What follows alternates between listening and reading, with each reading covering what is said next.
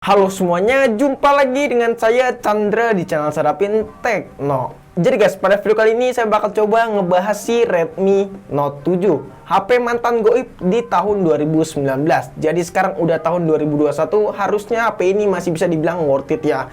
Tapi di video kali ini saya bakal coba ngebahas ya rasanya gimana 2 tahun saya pakai Redmi Note 7 ini sampai sekarang. Dari awal launching di tahun 2019 sampai sekarang 2021, gimana rasanya? So, di video kali ini langsung kita bahas aja. Daripada kelamaan, langsung aja kita mulai videonya. Let's go!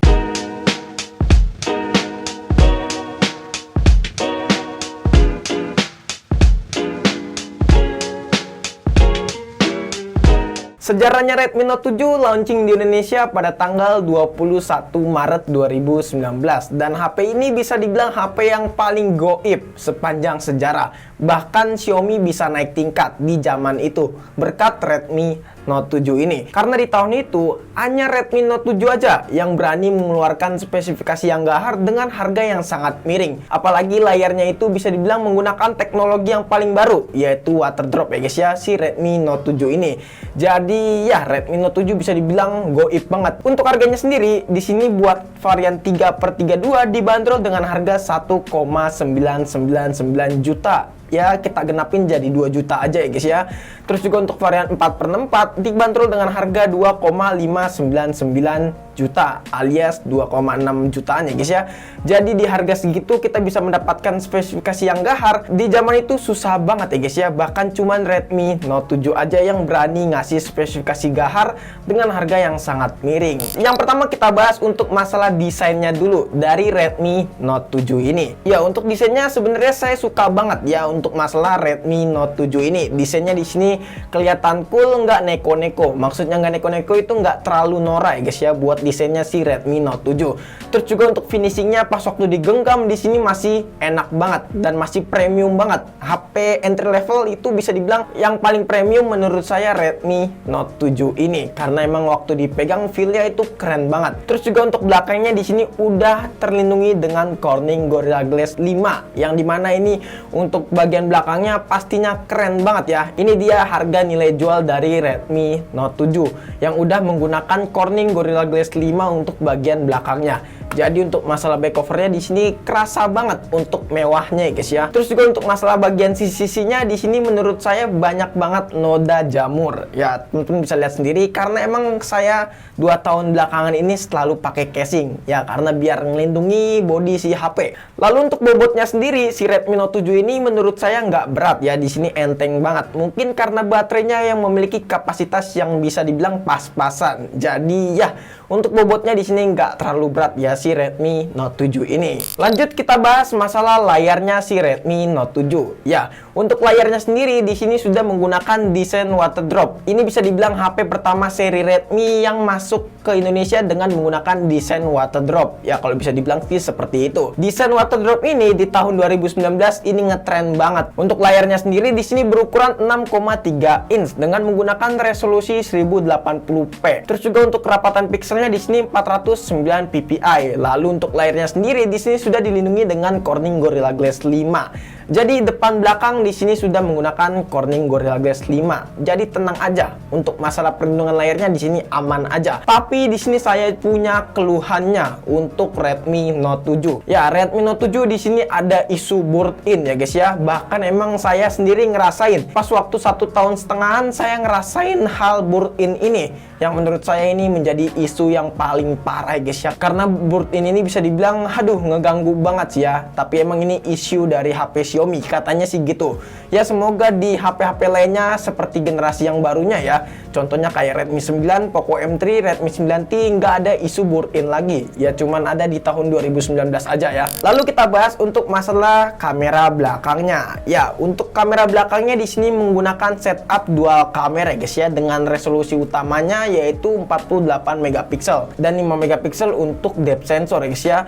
Dan memiliki fitur Gyro Edge yang dimana ini pastinya bakalan stabil banget untuk merekam video ya guys ya. Dan emang iya buat masalah perekaman videonya di sini stabil banget si Redmi Note 7 ini. Bahkan saya pakai Redmi Note 7 ini buat ngekonten ya guys ya. Lalu untuk kamera depannya sendiri di sini beresolusi 13 megapiksel. Yang menurut saya untuk hasil fotonya bisa temen-temen lihat sendiri aja. Ya, menurut saya sih untuk hasil fotonya sih udah puas banget ya guys ya. Untuk fitur-fiturnya sendiri dari kamera belakangnya si Redmi Note 7 ini cukup bisa dibilang pas-pasan. Ya, cuman ada mode night mode dan ada mode 48 megapiksel. Lalu kita bahas yang paling seru nih, yaitu masalah chipsetnya.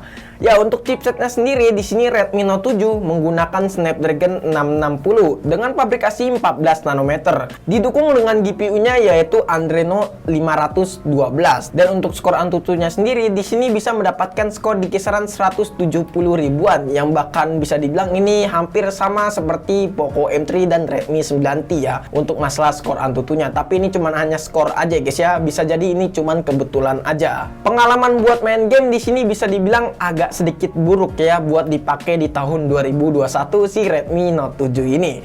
Nah, untuk pengalaman buat main game di sini saya sering ngalamin kendala nge-lag dan suhunya yang panas. Bisa dibilang emang seperti itu karena emang bisa dibilang ini HP udah lawas banget.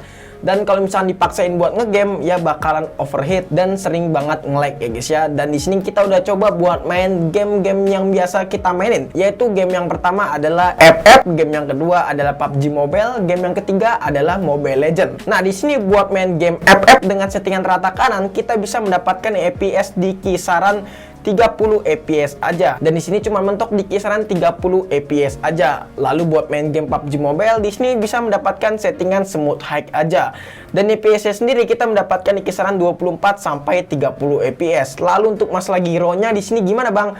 Ya, untuk masalah gironya di sini tenang aja. Si Redmi Note 7 ini untuk masalah gironya lancar jaya dan nggak ada kendala sama sekali.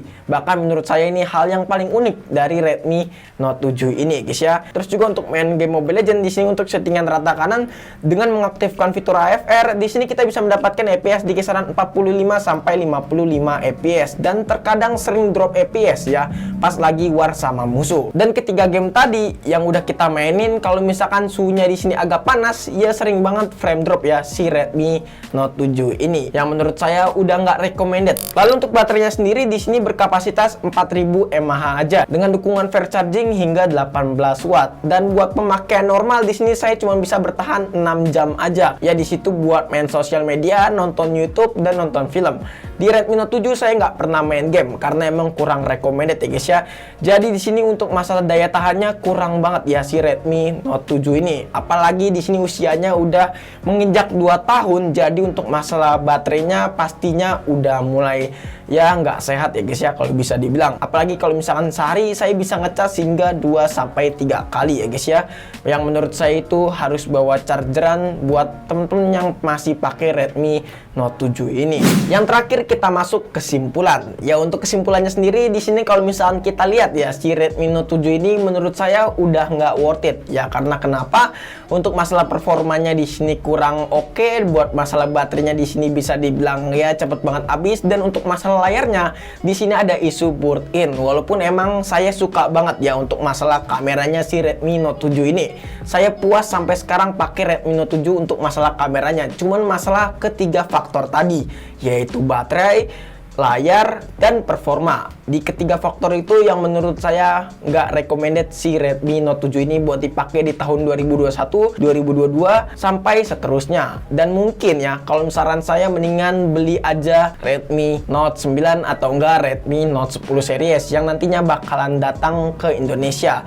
Dan kita tinggal tunggu aja. Oke guys, mungkin cukup sekian video kali ini. Menurut teman-teman gimana? Apakah teman-teman punya pendapat ataupun punya pertanyaan? Jika teman-teman punya pendapat ataupun punya pertanyaan bisa aja langsung tulis di kolom komentar.